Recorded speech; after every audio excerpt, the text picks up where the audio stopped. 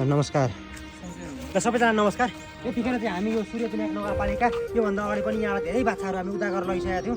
हामी चाहिँ विगत 13 वर्षदेखि सडकको दुःख पाएका बाछाहरू समूहसँग गरेर पाल्दै आएका छौँ। हामीले बारम्बार सरकारलाई भनेर पनि यसको ध्यान आकर्षण भइरहेको छ सरकारलाई। यिनीहरूको व्यवस्थापन गर्नुपर्छ, यिनीहरू बाँच्ने अधिकार छ, यिनीहरूको आफ्नो आमाको दुध खाने अधिकार छ। यो धरतीमा यो नेपाल टपुभूमि जस्तो देशमा बस्ने यिनीहरूको अधिकार छ। त्यसकारण गर्दै हामी सबै एकजुट भएर चाहिँ मिलेर गाई बाछा बचाउनुपर्छ।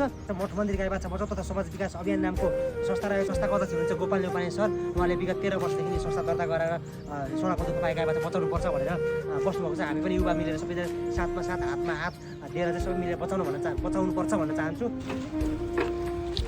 सबै साथ दिनुभएको छ गाई बाछाको लागि।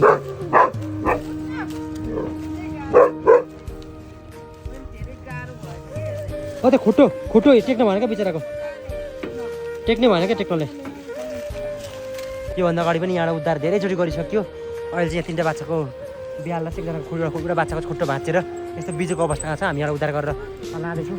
यति दर्दनाक भएको छ नेपालमा गाई बाछाको। त्यस कारण हरेक पशुको चाहिँ हरेक जनावरको हरेक पशुको जुन चाहिँ मानव आश्रित छन् ती बच्चाको धेरै बिजो भइसकेको छ।